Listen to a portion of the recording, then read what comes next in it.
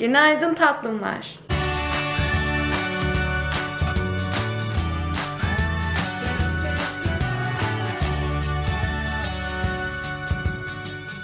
Dün neden isteksiz bir şekilde birazcık iş yapmaya çalıştığımı düşündüm ve şuna karar verdim. Dün uykumu alamamışım arkadaşlar. Evet.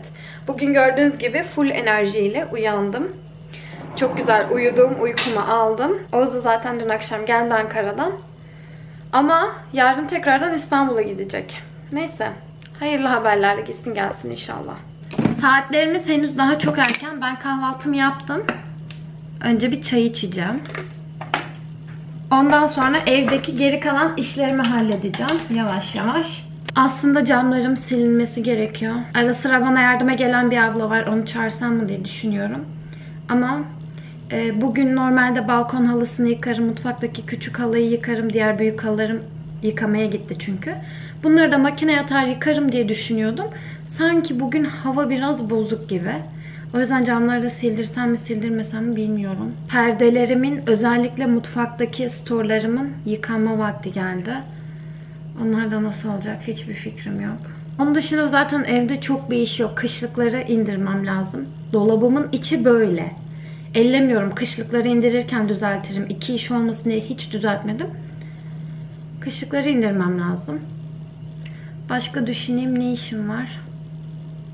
Yine kışlıkları indirdiğim zaman verilecekler, giyilecekler, giyilmeyecekler ayrılacak. Ayakkabılı zaten hallettim. Yere Oğuz baksın diye ayırdığım ayakkabılar vardı ya, giyiyor mu giymiyor mu diye. Daha onlar yerde duruyor. Beyefendi dün akşam bakamadı. Onun dışında aslında çok bir işim yok.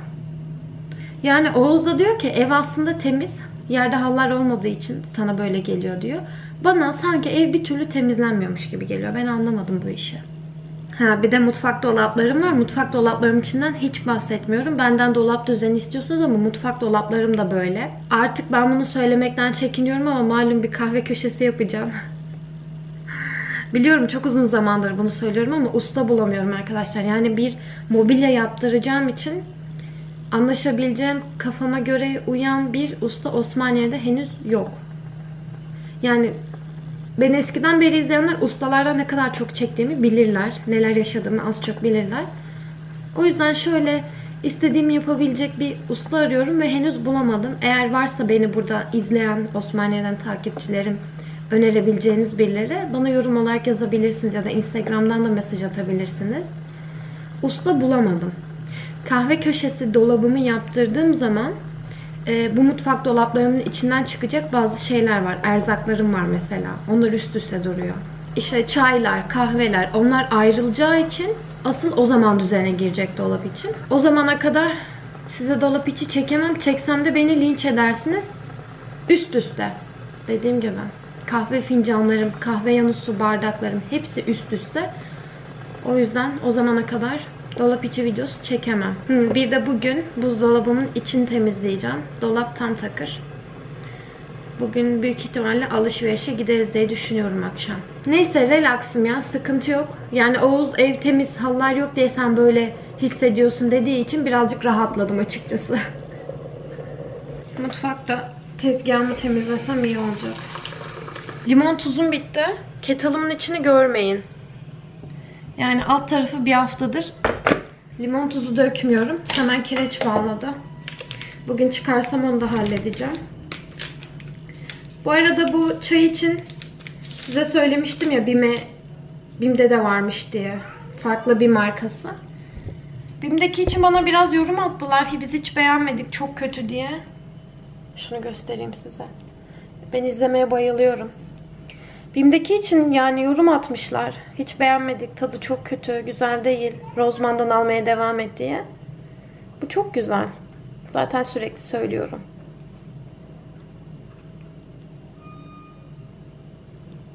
Çok eğlenceli.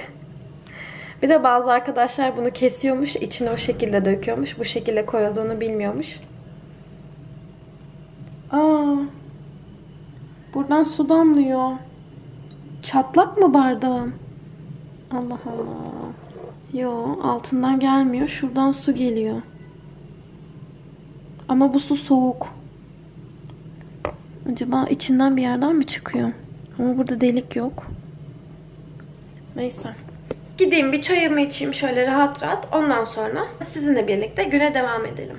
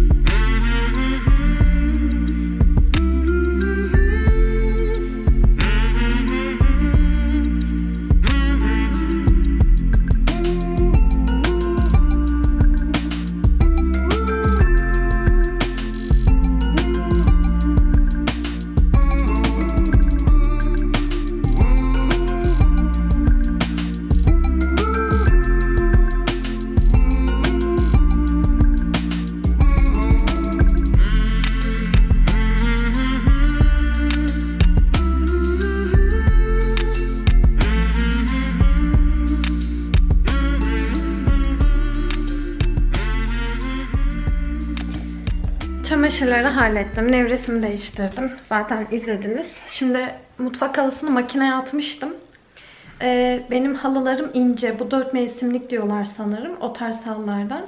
Büyük olmasına rağmen katlanıp makineye giriyor. Makinem de sanırım 9 kiloydu. Bir bakayım. Evet 9 kilo. Ama şöyle bir sıkıntı var. Makineden çıkardığım zaman halıların arkası, şurada da var yıkanacaklar, göstereyim. Şöyle naylon olduğu için içerisinde su kalıyor ve çıkardığım zaman şakır şakır şakır onlar akıyor. Neyse ki hava açtı. Şimdi bunu çıkartıp balkon ipinin üzerine atacağım.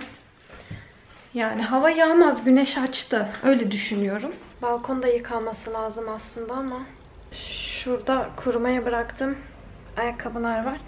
Ben ipleri bir sileyim. Balkonu şimdi yıkamayayım. İplerin üzerine halıyı atayım. Çünkü daha diğerlerinin yıkanması lazım. 2 tane daha var. Mutfak için küçük olan ve banyodaki küçük olan. Onları da yıkayacağım. Onları da halledeyim. Geliyorum. Evet, diğer halıyı da makineye attım. Şimdi şuradan bir vlog açıp bulaşık makinemi boşaltacağım.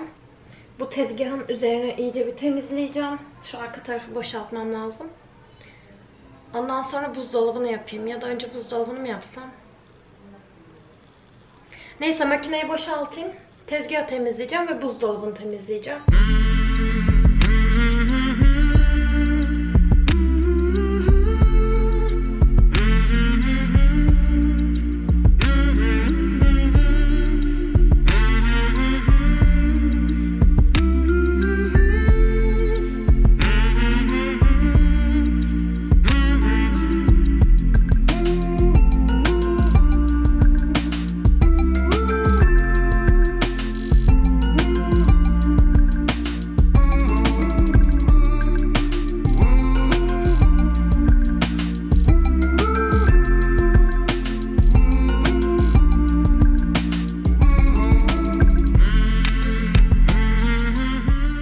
Dolabımın içini biraz boşalttım. Burada çok aşırı detaylı bir temizlik yapmayacağım. O yüzden hızlıca geçeceğim. Sadece yerleşmesi gereken kahvaltılıkları düzenleyeceğim ve şöyle üstünden biraz silip tekrardan yerleştireceğim.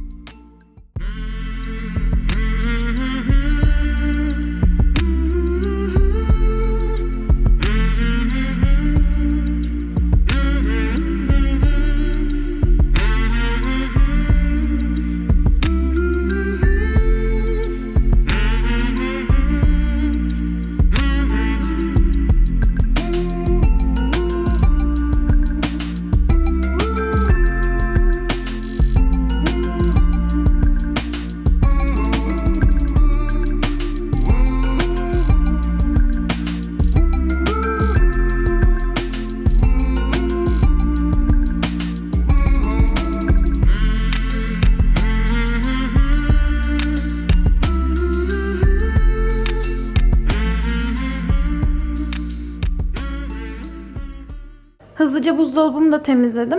Çok ihtiyaç duyduğum zamanlarda parçalarını tek tek elimle çıkartıp yıkıyorum ama şu anda ona ihtiyacım yok. Burada kahvaltılıklarım var.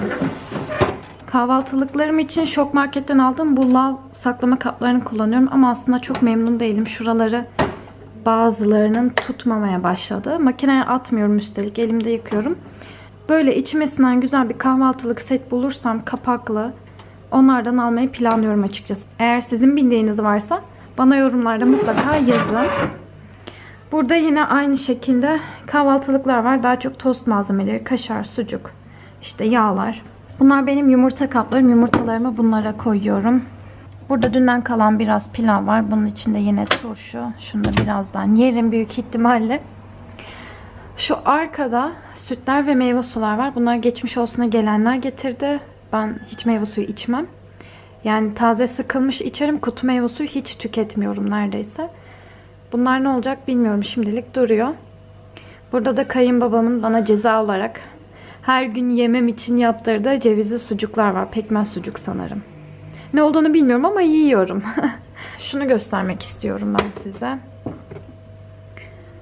Bunu nereden aldığımı inan hatırlamıyorum ama eski videolarımda mutlaka vardı. Şöyle bir sepet. Ama bunun arasında şu şekilde bölmesi var. O bölmeyi çıkartıp istediğiniz yere takabiliyorsunuz. Ben burada pasta malzemelerimi saklıyorum bu şekilde. Şu düzenleyici de yine nereden aldığımı hatırlamadım ama önceki videolarımda mutlaka göstermişimdir. Böyle bir düzenleyici. Bunun içinde kavanozlar var gördüğünüz gibi. Hem camın kirlenmemesini sağlıyor hem de çizilmemesini sağlıyor. Bundan bir tane daha alacağım. Çünkü dışarıda da kavanozlarım var. Hatta bilmiyorum, belki 2 tane alırım. Şunun içine genelde sodaları koyuyorum. Açıp bunları mini sodan almıştım. Hem pembe hem mavi. Yani bunları buradan çıkartırım. Büyük ihtimalle şundan koyarım diye düşünüyorum. Hem sodaları koymak için. Bu kutulara alışveriş yaptığım zaman meyve sebze işte yeşillikler geliyor. Burada da zaten klasik şu kutuların aynısından birer tane içlerinde var. Meyveler, sebzeler var. Bu şekilde kabaca düzenledim. En üstte genelde ıvır zıvırlar, çikolatalar var. Şurada kremalar var. Burada işte karbonat, Hindistan cevizi. Şurada konserve mısırlar var. Burada sirkeler. Burada da kızartmada kullandığımız ketçap, mayonez, barbekü sos gibi soslar var. Burada da genelde içecekler duruyor. Şu zemzem suyu. Bu fasulye turşusu. Bileniniz vardır mutlaka aranızda. Anneannem yapmış bunu. Köyden getirmiştim. Şurada açığı var. O yüzden bunu ellemiyorum. Burada duruyor. İşte soğuk su, kola vesaire. Yani artık dolabım alışverişe hazır. Yerler batmış durumda. Şimdi gidip yerleri temizleyip tezgahımı tekrardan toparlamam gerekiyor. Siz yokken ben bir sürü iş hallettim. Tezgahımı mis gibi yaptım. Pırıl pırıl. Şimdi ne yapacağım biliyor musunuz? Koku makinem var ya, onu temizleyip onu çalıştıracağım. Size de göstereyim istedim. Soran çok oluyor. Bu arada hem bulaşık makinesi çalışıyor. Onun sesi gelebilir. Hem de camlar açık. Ay çok tozlanmış. Şimdi ben bunu N11'den almıştım sanırım. Markası şu Discover. Önce bir içini temizleyeyim, ondan sonra göstereceğim. İçini temizledim. Şimdi ölçüsü kadar gereken suyu içine koydum. Ben bunun içine hazır kokulardan koymuyorum. Kendi böyle küçük şişelerde oda kokuları var. Birçok markanın. Ama onları koymuyorum. Ben şu Domul'un kokusundan koyuyorum. Çamaşır parfümü diye geçiyor. Çamaşır makinesini çalıştırırken o tamburun içine bundan koyuyorsunuz. Bakın göstereyim size. Şeker gibi. Böyle hem kokusundan hem de tipinden yiyesi geliyor insanın. Bundan böyle birazcık içine atıyorum.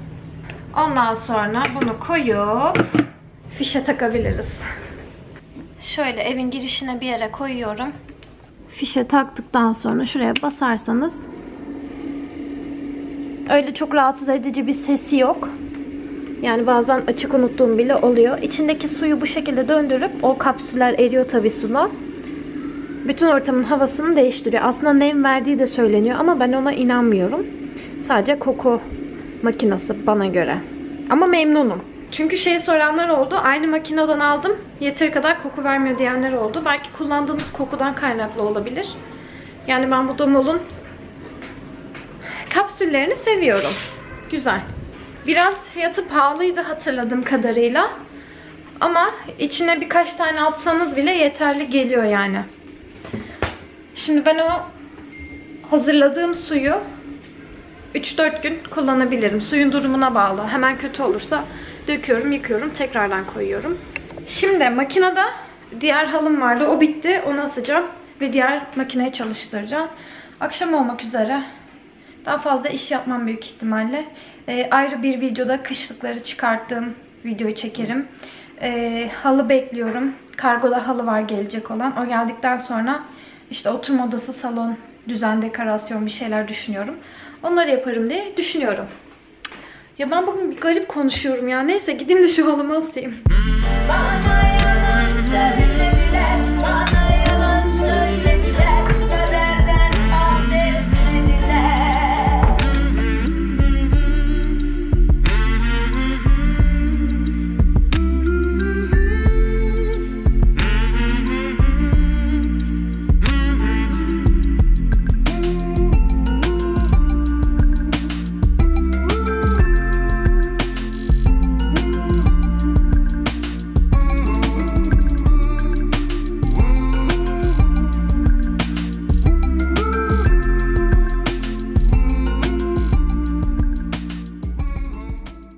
Az önce bir canlı yayın yaptım. Çok eğlendim YouTube'dan. Şimdi Oğuz gelmiş. Ben hızlıca eşofmanlarımı giydim. Tacımı da taktım. Gidiyorum. Ne yapacağız bilmiyorum. Market alışverişi yapacağız. Onun öncesinde artık yemek yer, dolaşır bir şeyler yaparız. Oh çok beyaz. Çok beyaz görünüyorum.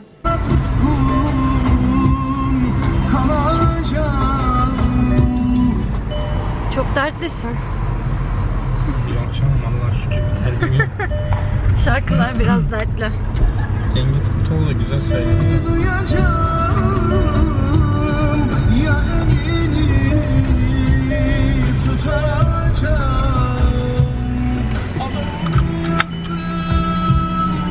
Çok güzel arabaya bayıldım. Tekerine taş değmesin. İnşallah. Evet, nereye gidiyoruz? Vallahi ben de bilmiyorum. Önce alışveriş dedim.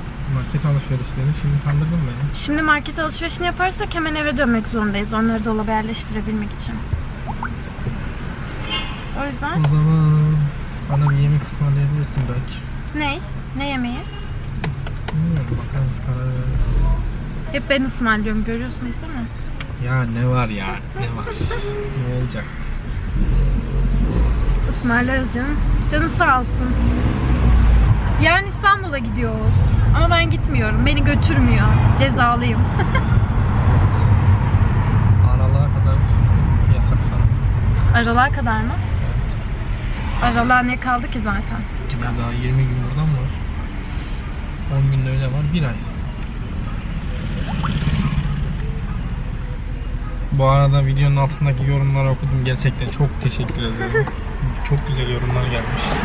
Çok mutlu oldu yorumlarınızı Vallahi görünce. Çok sevindim yani. Hala dedim iyi düşünen insanlar varmış. Tabii canım, olmaz mı? Onlar olmasa Ama çekilmez buna zaten. rağmen hala 1-2 tane yorum var da dikkatimi çekti. Sonra kalktı mı, kaldırdılar mı bilmiyorum. Ama yani o kadar insanın içinde o yorumu yapanlar da bilmiyorum. Kendilerinde aramak lazım sıkıntıyı. Ama dedik biz yani yine olacak yani, bitmeyecek. Allah Neyse, razı tekrar da olsun. o konuya girmeyelim. Yok, Dur, çok girmeyeceğim. konuşuyoruz Yok, Allah sonra. razı olsun. Ben oradaki yorumları okuduktan sonra bir şey deme gereği duymuyorum. O zaman gittiğimiz yerde görüşürüz. Evet tatlımlar, yemeğimizi yedik. Karnımızı doyurduk çok şükür bugün de. Ama bilin bakalım nereye gidiyoruz? Evet. Evet. Alkış koydum sana şu anda burada. Eve gidiyoruz. Oğuz beni eve bırakacak. Çünkü neden? Çünkü arkadaşlarının yanına gidecek. Çünkü arkadaşının doğum günüsü. Senden izin mi alayım hanım? İstersen alma. Neyse, ben eve geçiyorum. Market alışverişini de artık yarın gündüzden ben yaparım. Gelirim aşkım, ben saat 6 ya. Saat 10'a çok var. 4 saat var daha. Olsun, ben rahat rahat yapmayı seviyorum. Yarın giderim kendi başıma yaparım. Tamam, ben seni aldım. Sen de beni eve bırakırsın. Tamam. Tamam. Anlaştık. Anlaştık. El sıkıştık, tamam. Artık eve gidebilirim. Seni kandırmak çok kolay ya. Kandırmak çok mu kolay? Allah kahretsin, evet. Kendime 5 liralık limon tuzu aldım. Kettle'ın içi çok fenaydı. Hayırlı uğurlu olsun. Güle Onu güle halletmem lazım. Bak, ben marketten alıyordum kapalı bir şekilde limon tuzunu. Aktarlarda açık satılıyormuş ve daha ucuza geliyor böyle. Aa, ne düşürdü adam? Bir şey diyecektim, lafımı da unuttum. Neyse, eve geçiyorum. Sevgili ajandamla birlikte köşeme çekildim. Bugünlük benden bu kadar arkadaşlar. Market alışveriş de yalan oldu. Artık bugün daha yapacağım hiçbir şey yok. Kapanış vakti gelmiş demektir. Şimdi işime gücüme bakacağım. Ondan sonra da yatıp dinlenirim. Buraya kadar izlediğiniz için teşekkür ederim. Uzun zamandır söylemiyorum. Kanalıma abone olup videolarımı beğenmeyi unutmayın. Diğer videoda görüşmek üzere. Hoşça kalın.